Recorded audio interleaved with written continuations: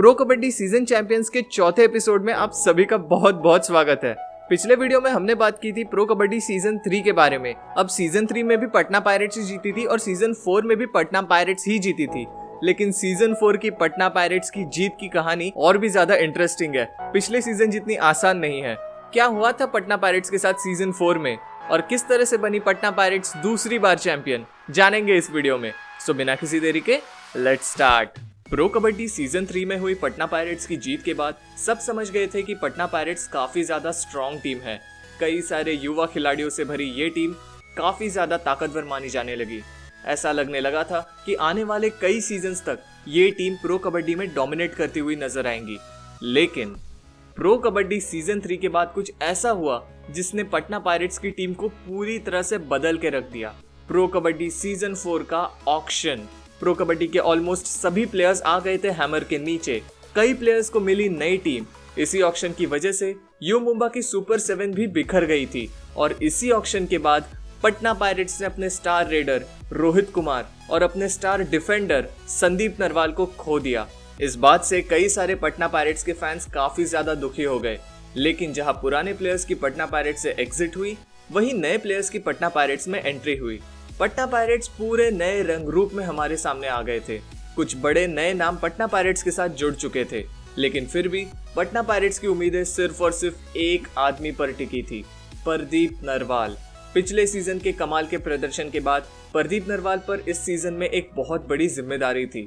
लेकिन सिर्फ एक रेडर होने के साथ साथ वो कौन सी बात है जो प्रदीप नरवाल को सबसे हटकर बनाती है, सबसे खास बनाती है, और वो चीज है डुबकी। डुबकी एक ऐसी मूव है जिसमें रेडर डिफेंडर के नीचे से एस्केप करके निकल जाता है।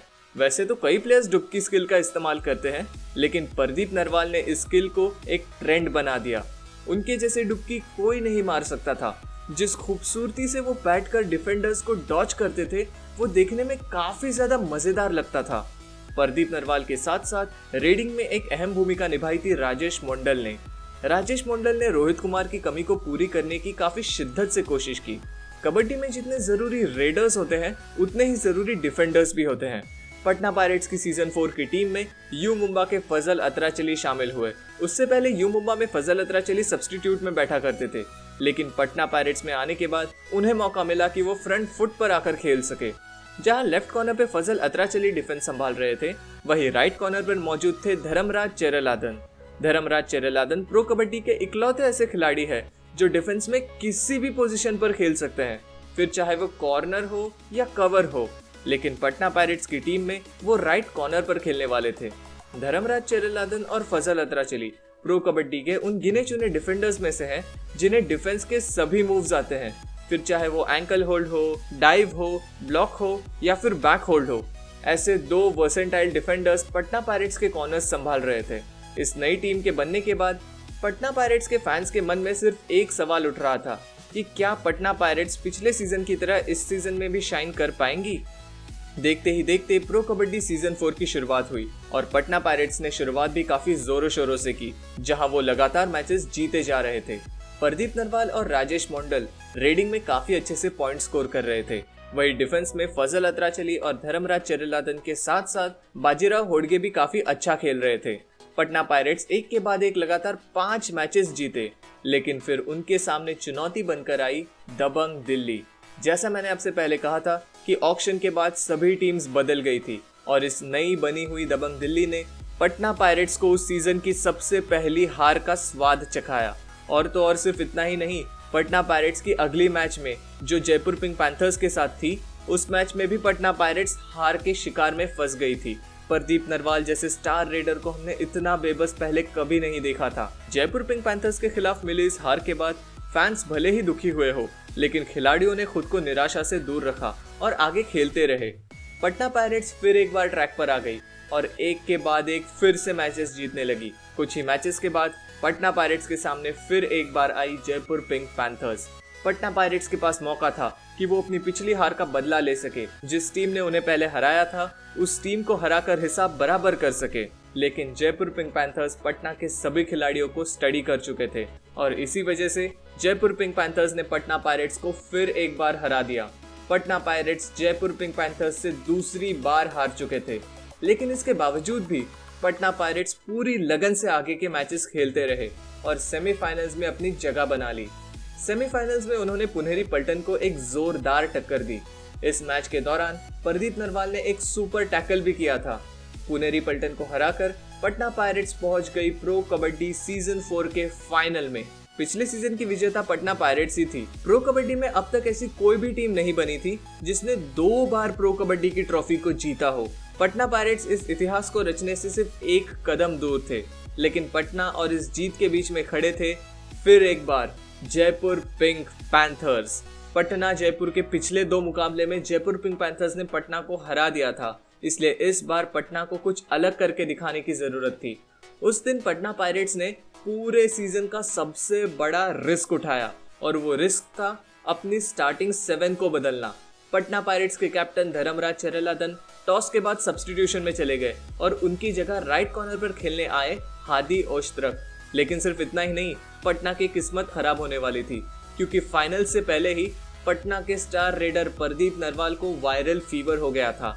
इस बुखार की वजह से वो अपने फुल पोटेंशियल में नहीं खेल पा रहे थे। प्रदीप नरवाल इंजरी की वजह से पिछले सीजन की फाइनल भी नहीं खेल पाए थे और अब इस सीजन के फाइनल से पहले ये बुखार।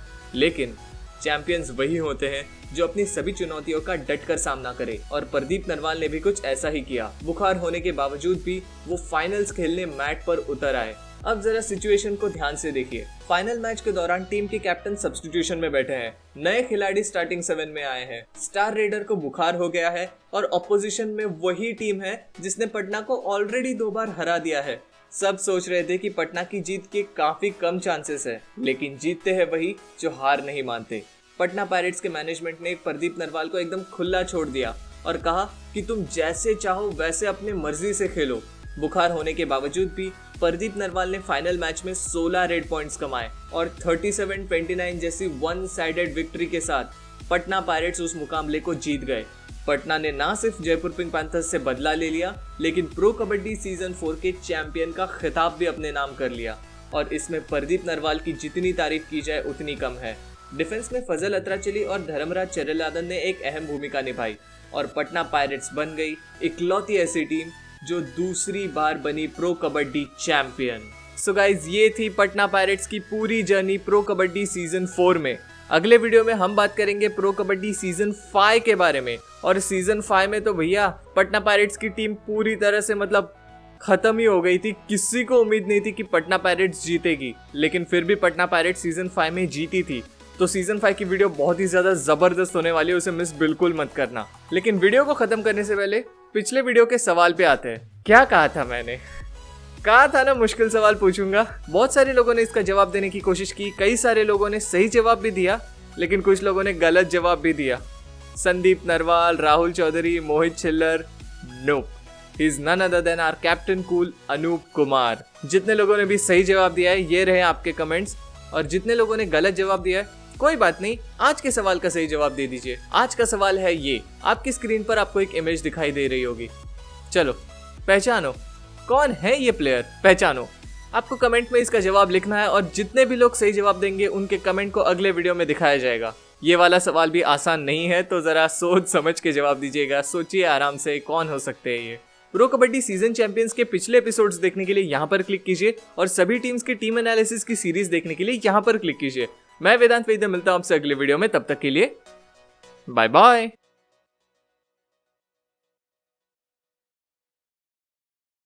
आज बाल सेट करके बड़ा अच्छा लग रहा हूँ, बस ये क्या खड़ा है, ये क्यों है, इसको कैसे बैठाऊं?